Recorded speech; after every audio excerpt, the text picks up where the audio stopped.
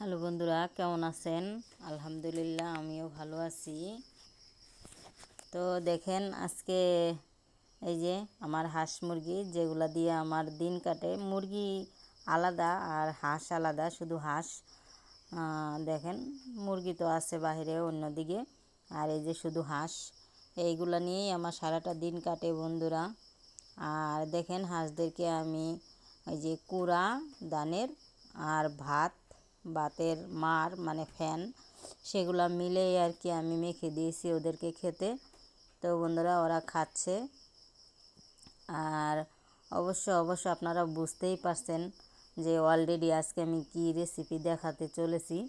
তো বন্ধুরা, আমার হাঁস মুরগিগুলো দেখে চলেন আমার সাথে রান্না রেসিপিগুলো দেখে নেবেন। আজকে আমি কি দিয়ে কি রান্না করি, দুটো রেসিপি আজকে শেয়ার করব। আমি প্রায় সময় এই একটার সাথে দুটো রেসিপি শেয়ার করি। এক তরকারিতে ভাত খাওয়া যায় না বন্ধুরা, তাই দু তরকারি লাগে, তাই আর কি দুটোই একসাথে শেয়ার করে দেই। তো বন্ধুরা, দেখেন আমার হাঁস মুরগিগুলো দেখে কেমন লাগে তা অবশ্য জানাবেন। আর যে যেখান থেকে আমার এই ব্লগ চ্যানেলটা দেখতেছেন, সবাইকে আন্তরিক শুভেচ্ছা ও ভালোবাসা জানাই। আর বন্ধুরা, যারা যারা সাবস্ক্রাইব করেছেন আমার এই ছোট্ট চ্যানেলটা, তাদেরকে অসংখ্য ধন্যবাদ। আর যারা সাবস্ক্রাইব না করেছেন, তাদেরকে অনেক অনেক ধন্যবাদ। তো হয়তো আপনাদের দেখতে দেখতে যদি ভালো লেগে যায়, তাহলে আপনারাও অবশ্যই সাবস্ক্রাইব করে দিবেন, সেটা আমার দীর্ঘ কামনা রইল। আর দেখেন, এই যে আমি সিলভার কাপ মাছ নিয়ে নিয়েছি, কেটে ধুয়ে পরিষ্কার করে গরম পানি দিয়ে ধুয়ে নিয়েছি, লবণ দিয়ে ধুয়ে তারপর গরম পানি করেও আমি ধুয়েছি, হালকা গরম পানি। আর এদিকে কড়াইতে যে তেল দিয়ে দিয়েছি, সেখানে আমি মাছগুলো একে একে অ্যাড করে দিচ্ছি বন্ধুরা। দেখেন, আমি মাছগুলো লাল লাল করে আগে ভেজে নিব, তারপরে তরকারিতে দিব। তো বন্ধুরা, এভাবে একবার হলেও আপনারা রান্না করে খেয়ে দেখবেন। আর রান্না তো অনেক রকমই করা যায়, আর কম বেশি সবাই রান্না জানেন। তারপরেও আর কি, আমি জানি যারা এই চ্যানেলগুলো দেখে ভালো লাগে তারা সব সময় অলরেডি দেখে। আর এই যে দেখেন, আমি বরবটি সিম কেটে নিয়েছি, ধুয়ে পরিষ্কার করে আমি পানি সহ এনে রাখছি। পানির মধ্যে রাখলে কষটা বের হয়ে যায়, তার জন্য। আর দেখেন, আমি পেঁপে কুচিয়ে নিয়েছি চিকন চিকন করে। তাড়াতাড়ি মানে কুচাইছি, তাও ভালো কুচানো হয়নি। তারপরে ভাজি করব এগুলা। আর ওই যে মাছ দিয়ে বরবটি সিম দিয়ে আর কি রান্না করব। তো বন্ধুরা, আমার সাথে থাকবেন আর আমার রান্নাটা দেখবেন। এই যে আমি চুলায় তেল বসিয়ে দিয়েছি, এখানে অবশ্য এই যে আমার এখানে পেঁয়াজ আর রসুন একসাথে বাটা, আর লাল মরিচ, শুকনো মরিচ আর কি আমি 3টা মরিচ বেটে নিয়েছি বন্ধুরা। বেশি ঝাল দিলে আমার মেয়ে খেতে পারে না। আর বাটা মরিচ, আর বেশিরভাগ আমি বাটা মশলা ছাড়া তরকারি খাই না আমাদের ঘরে কেউ, শুধু হলুদের গুঁড়াটাই আমরা কিনে আনা হয়, আর সব কিছু আমি পাটায় বেটে নিই। এই যে দেখেন বন্ধুরা, মশলাটা যত ফিনিশ করে বাটা হয়, তত তরকারিটা স্বাদ আসে, খুবই ভালো হয়, আর কষানোতেই সব কিছু ভালো লাগে। এই যে আমি এভাবে লবণ, হলুদ, পেঁয়াজ, রসুন আর মরিচ বাটা দিয়ে এভাবে ভালোভাবে কষিয়ে নেব। যখন গ্রানটা মানে কাঁচা গন্ধটা চলে যাবে, তখন আর কি আমি মানে অল্প একটু পানি অ্যাড করে দিয়েছি অবশ্য। তো তারপরে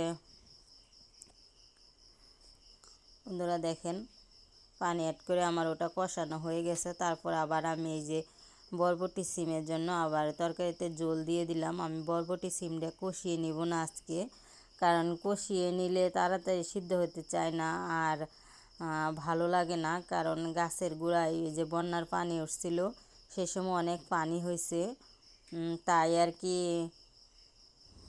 আমি এইভাবে রান্না করতেছি। এমনিতেও এভাবে বরবটি সিমগুলা পানি যখন বলক উঠে জল, তখন যদি এই বরবটিগুলো দেওয়া হয়, তাহলে তাড়াতাড়ি সিদ্ধও হয়, আর খেতেও ভারী ভালো লাগে, কোনো গন্ধ আসে না বন্ধুরা। এই যে দেখেন, আমি দিয়ে ঢাকনা দিয়ে ঢেকে দিচ্ছি এবার।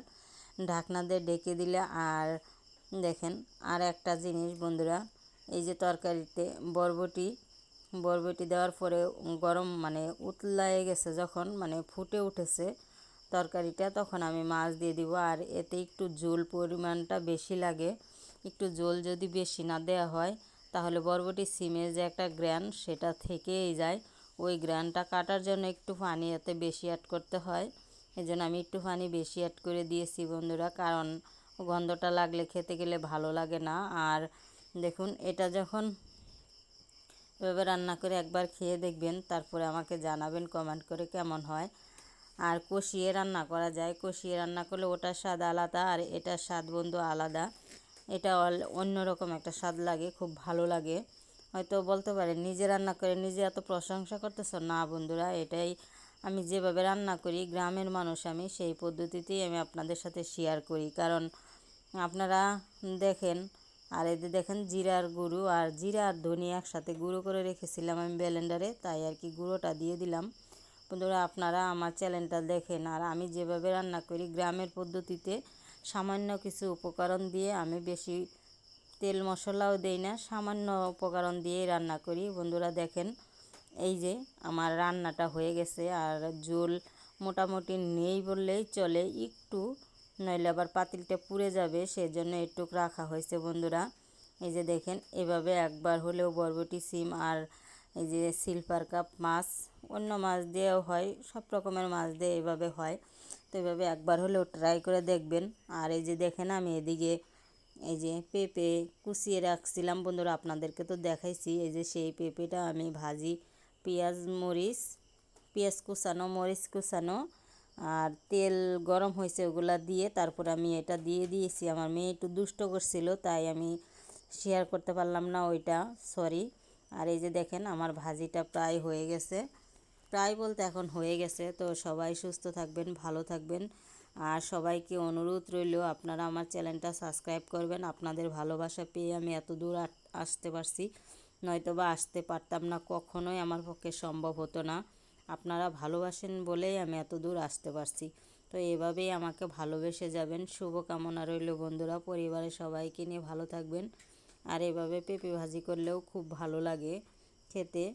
আর শুধু ভাজি দিয়েও অনেকটা ভাত খাওয়া যায়। সুস্থ থাকবেন, ভালো থাকবেন, শুভকামনা রইল প্রিয় বন্ধুরা।